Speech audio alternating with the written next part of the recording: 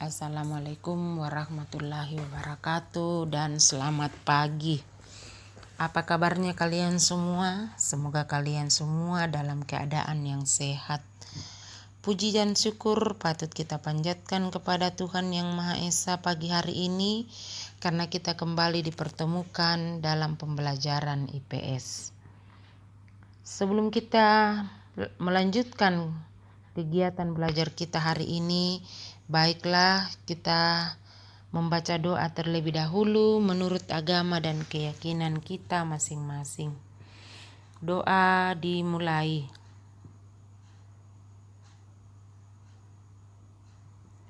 Doa selesai. Materi kita hari ini tentang interaksi antar negara-negara ASEAN. Materi yang lalu kita sudah belajar tentang materi mengenal negara-negara ASEAN. Kita sudah membahas tentang anggota-anggota ASEAN, kapan dibentuknya ASEAN, letak-letak negara-negara ASEAN. Baiklah, dalam materi ini adapun tujuan yang akan kita capai yaitu 1. Dapat menjelaskan makna kerjasama. 2. Dapat mengidentifikasikan faktor pendorong dan penghambat kerjasama antara negara-negara ASEAN. 3. Dapat memberikan contoh kerjasama antara negara-negara ASEAN. 4.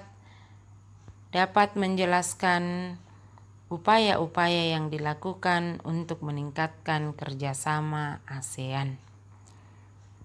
Anak-anakku sekalian, kalian tentu pernah mendengar kegiatan SEA Games, yang mana kegiatan ini dilakukan setiap 2 tahun. Apakah latar belakang dan tujuan diadakannya SEA Games ini? Apakah terdapat bentuk kerjasama dalam perlaksanaannya?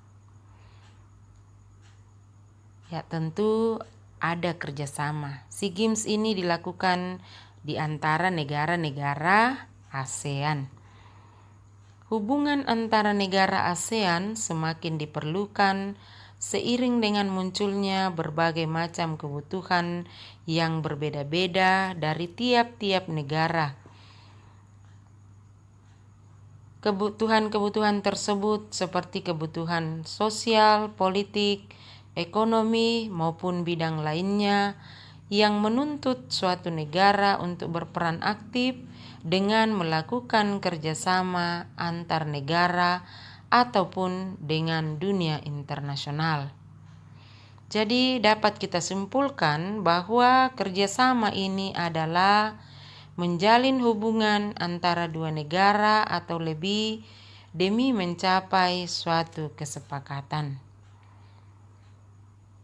Dalam menjalin hubungan kerjasama ini tentu terdapat faktor pendorong dan penghambat dalam kerjasama tersebut. Sama halnya dengan ASEAN, terdapat faktor pendorong dan faktor penghambat. Faktor pendorong terdiri dari 1. Kesamaan dan perbedaan sumber daya alam. 2. Kesamaan dan perbedaan wilayah atau kondisi geografis. Mari kita bahas tuntas faktor pendorong tersebut. Bahwa kesamaan dan perbedaan sumber daya alam antara beberapa negara dapat mendorong terbentuknya kerjasama antar negara. Seperti contoh, negara-negara penghasil minyak bumi membentuk satu kerjasama sebagai negara-negara pengekspor minyak yang dikenal dengan nama OPEC, Organization of Petroleum Exporting Countries atau negara-negara pengekspor minyak.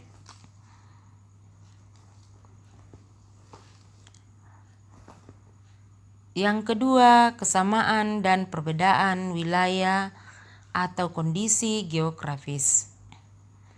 Karena memiliki kesamaan letak geografis, yaitu sama-sama berada di antara dua benua dan dua samudra, beberapa negara di suatu kawasan umumnya mengadakan kerjasama untuk menjaga stabilitas dan keamanan negara.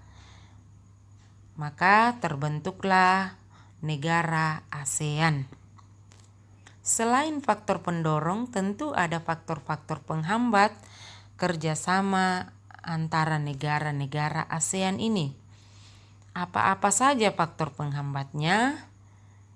Faktor penghambatnya antara lain perbedaan ideologi, konflik dan peperangan, kebijakan protektif, perbedaan kepentingan tiap-tiap negara. Kita kembali bahas tuntas faktor penghambat tersebut. Perbedaan ideologi. Tahukah kamu tentang ideologi? Ideologi adalah paham, ide, atau cita-cita suatu negara, yang mana paham, ide, dan cita-cita ini antara satu negara dengan negara lainnya berbeda-beda. Namun, faktanya saat ini hampir tidak ada negara-negara ASEAN yang menutup diri dari kerjasama antar negara-negara ASEAN karena perbedaan ideologi. Yang kedua, konflik dan peperangan. Tentu kondisi konflik peperangan atau permusuhan yang terjadi di dalam negeri maupun antar negara sangat mengganggu stabilitas negaranya sehingga akan menghambat kerjasama. Yang berikutnya, kebijakan protektif. Protektif ini adalah perlindungan. Kebijakan ini bertujuan melindungi kepentingan dalam negeri dan meningkatkan daya saing. Sebagai contoh misalnya, negara-negara tidak menerima impor hasil pertanian karena dapat mempengaruhi kondisi pendapatan hasil pertanian di dalam negerinya bila mana mengimpor hasil pertanian. Nah, dampak kebijakan ini dapat mempengaruhi hubungan antara negara sehingga menghambat kerjasama yang harmonis. Yang keempat, perbedaan kepentingan tiap-tiap negara. Kerjasama dibutuhkan bagi perkembangan dan masa depan negara di dunia, akan tetapi dalam kerjasama antar negara, tiap-tiap negara memiliki kepentingan yang berbeda-beda. Tentu kepentingan yang berbeda ini akan menghambat kerjasama yang harmonis. Selanjutnya, bentuk-bentuk kerjasama. Bentuk kerjasama ini tercakup dalam bidang politik,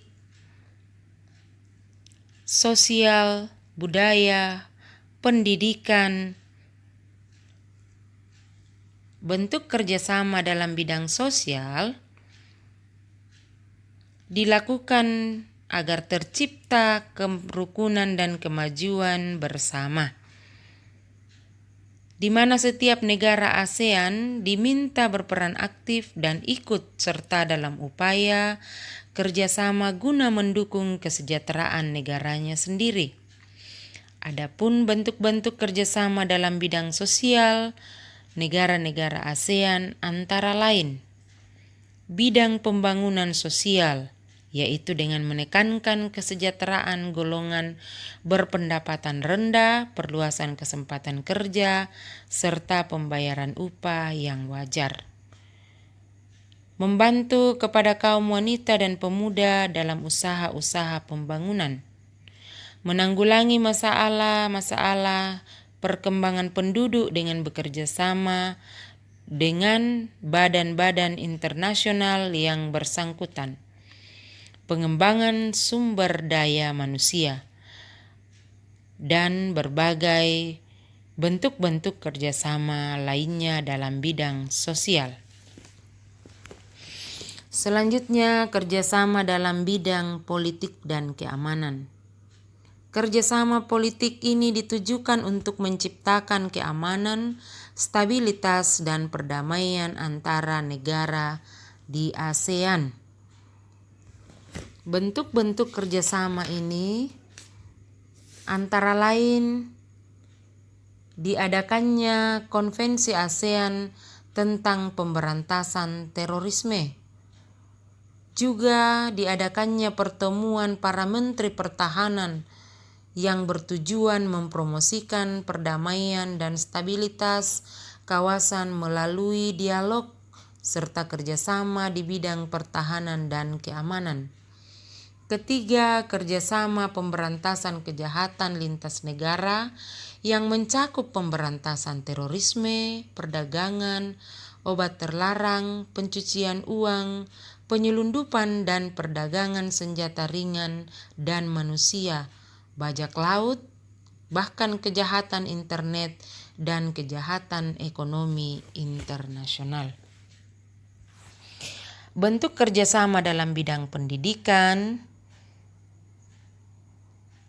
seperti negara-negara ASEAN memanfaatkan beasiswa untuk belajar di berbagai universitas di negara-negara ASEAN dan Jepang atas biaya yang diberikan oleh ASEAN Japan Scholarship Foundation. Mengadakan olimpiade bidang pendidikan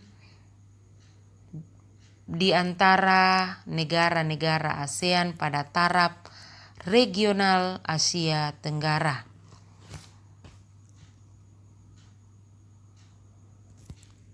Apakah kerjasama yang dilakukan antara negara-negara ASEAN ini membawa pengaruh terhadap kehidupan negara-negara anggota ASEAN? Ya, tentu iya. Pengaruh-pengaruh kerjasama bidang berpengaruh terhadap bidang ekonomi, sosial, politik, budaya, dan pendidikan. Pengaruh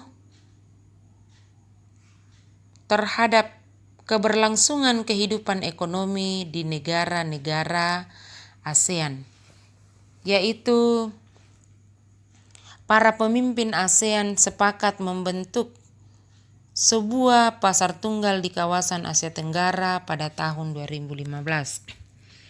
Kesepakatan ini dilakukan agar daya saing ASEAN meningkat serta bisa menyaingi Tiongkok dan India untuk menarik investasi asing. Penanaman modal asing di wilayah ini sangat dibutuhkan untuk memperluas lapangan pekerjaan dan meningkatkan kesejahteraan.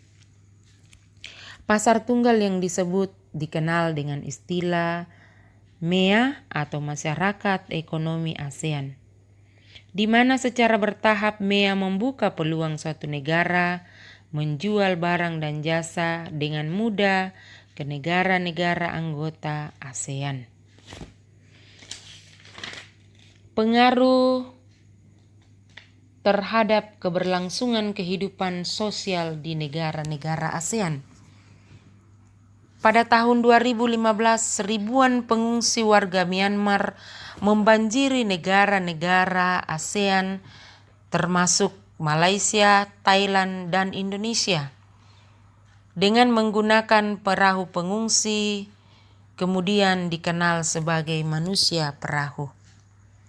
ASEAN menghimbau negara-negara anggotanya agar menerima untuk sementara para manusia perahu itu atas pertimbangan kemanusiaan. Migrasi ini berpengaruh terhadap dinamika jumlah kependudukan suatu negara, baik bagi yang mengungsi ataupun negara tujuan pengungsian. Selain itu juga menimbulkan interaksi sosial seperti rasa empati, simpati antara pengungsi dan penduduk setempat daerah pengungsian.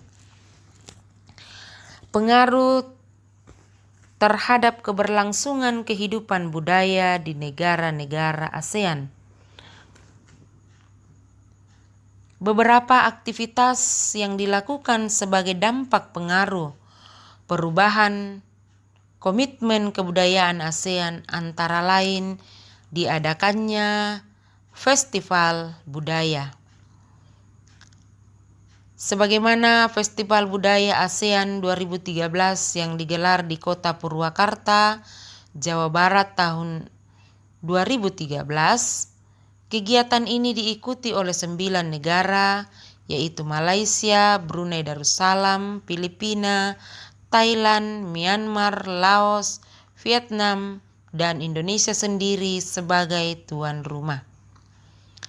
Festival ini merupakan ajang memperkenalkan kebudayaan kota dan kabupaten Purwakarta ke masyarakat ASEAN, dan juga merupakan ajang untuk memperkenalkan kebudayaan sesama negara-negara ASEAN. Bagi Indonesia sendiri, tentu kegiatan ini merupakan salah satu cara memperoleh devisa dari sektor pariwisata.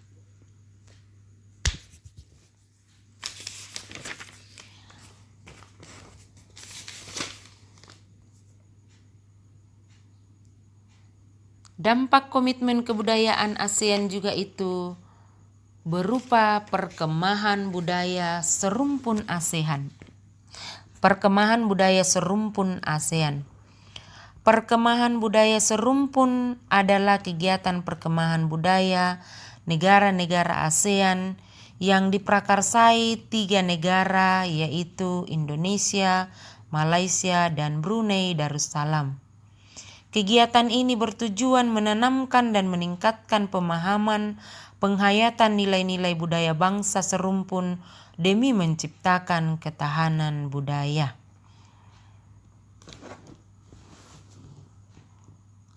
Industri musik. Musik adalah salah satu hasil budaya. Saat ini musik sudah menjadi salah satu cabang industri yang dapat dinikmati oleh siapapun dan dimanapun di Asia Tenggara, di mana jenis musiknya beragam. Sebagai contoh di Indonesia, salah satu musik khas adalah musik dangdut. Perkembangan industri musik sangat maju sehingga menghasilkan konser, festival musik, dan berbagai event lainnya untuk menunjukkan hal-hal sekaitan dengan musik. Pengaruh terhadap keberlangsungan kehidupan politik di negara-negara ASEAN. Antara lain, sengketa perbatasan wilayah. Masalah perbatasan wilayah menjadi persoalan di beberapa negara ASEAN, seperti kasus Pulau Natuna, kasus Sipadan dan Ligitan, kasus Kepulauan Spratly, dan lain-lain sebagainya. Ya, sebagaimana kita ketahui, kasus Natuna di mana Tiongkok mengklaim secara sepihak pada tahun 2009, yaitu melalui gambar 9 titik yang ditarik dari Kepulauan Spratly di tengah laut Tiongkok Selatan, dan dengan cara itu mengklaim Pulau Natuna sebagai zona ekonomi eksklusifnya.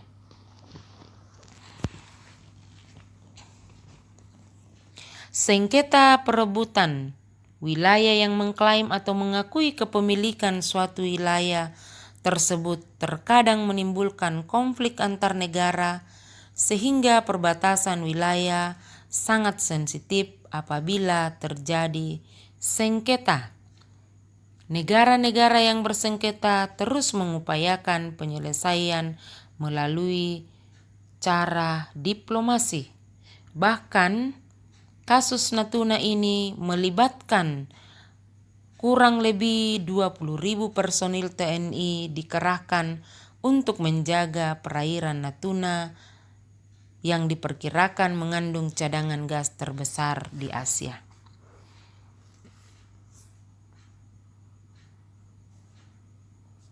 Dalam bidang politik juga menyangkut tentang pekerja migran.